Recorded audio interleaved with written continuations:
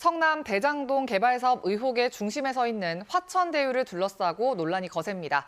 정치권, 법조계 인사들과 그 자녀들까지 거론되면서 의혹은 더 커지고 있는데요.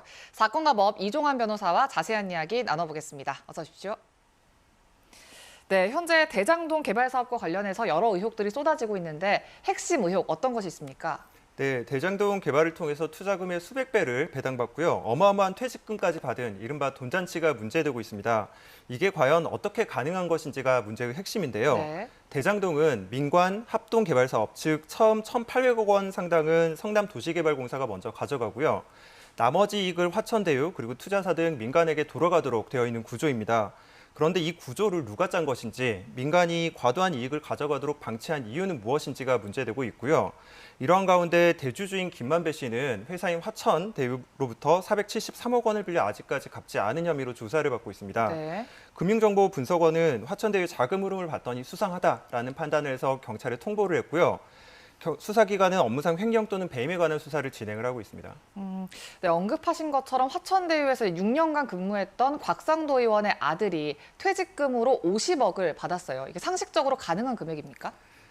상식적인 금액은 아닌 것 같습니다. 이 돈의 성격에 관하여 화천대유 김 씨 측하고요. 곽상도 의원은 성과급이고 그리고 산재 위로금 명목이었다라고 설명을 하고 있는데 네.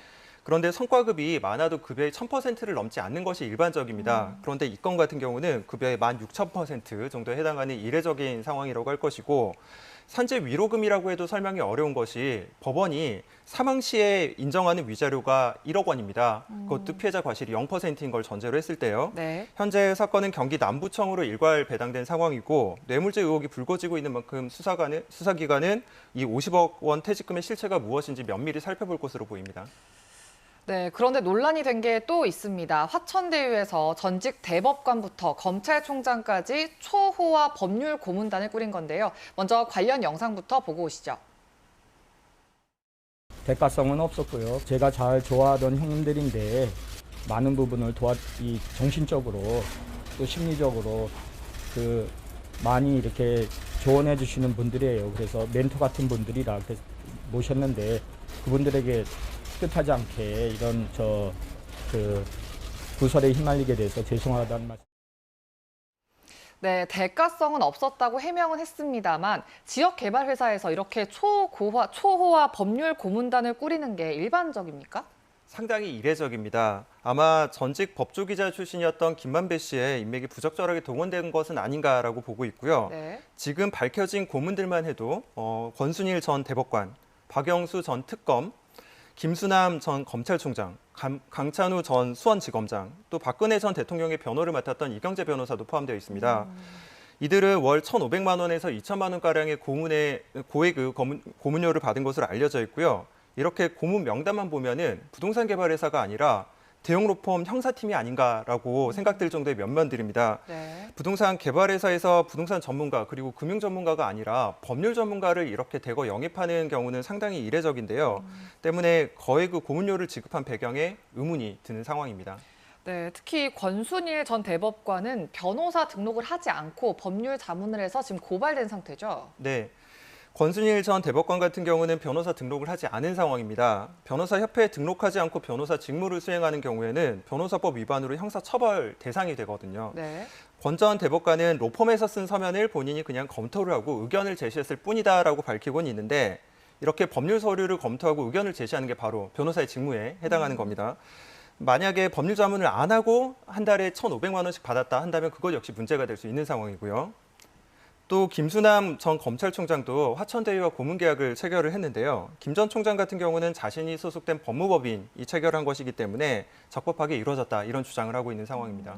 네, 그런데 이번에 화천대유에서 고문 활동을 한 법조인들의 과거 관계도 좀 주목받고 있어요. 네, 화천대유 자회사 중에 천화동인이라는 곳이 있습니다. 그곳 소유자이자 대장동 개발의 당사자로 꼽히는 남모 변호사가 있는데요. 네. 박영수 전 특검 같은 경우는 남모 변호사가 로비 혐의로 재판을 받을 때 변호를 맡은 변호인이고요. 강찬우 전 검사장 같은 경우는 남모 변호사가 구속 기소될 때 해당 소관 검찰청의 지검장이었습니다. 쉽게 말해서 피고인 회사에서 몇 년 뒤에 고문 활동을 한 셈이 되는 거고요. 또한 권순일 전 대법관 같은 경우는 이재명 경기지사의 상고심에서 무죄 의견을 밝혀서 그 대가로 영입된 것은 아니냐라는 의혹을 받고 있는 상황입니다. 네. 이렇게 대법관, 검찰총장 등 퇴임 이후에도 귀감이 되어야 할 법조인들이 고액의 고문료를 받고 활동한 것에 대해서는 비난의 여지가 좀 있어 보입니다. 네, 결국 검찰이 오늘 오전에 화천대유와 그 관계자들의 사무실을 압수수색했죠. 그렇습니다. 검찰은 이 의혹과 관련해서 검찰대로 서울중앙지검의 특별수사팀을 꾸려서 강도 높은 전방위 수사를 진행하겠다는 입장이고요. 네. 이번 화천대유 사건 같은 경우는 일반 국민의 시선 그리고 평범한 법조인의 관점에서 봤을 때도 상당히 납득하기 어려운 측면들이 많이 있습니다. 과연 무엇이 두려워서 대법관 그리고 검찰총장 출신의 법조인들을 대거 영입한 것인지, 그리고 이해하기 어려운 자금 흐름을 어떻게 설명할 것인지, 그리고 이로 인해 부당하게 이익을 본 사람은 없는지 소상히 밝혀졌으면 좋겠습니다.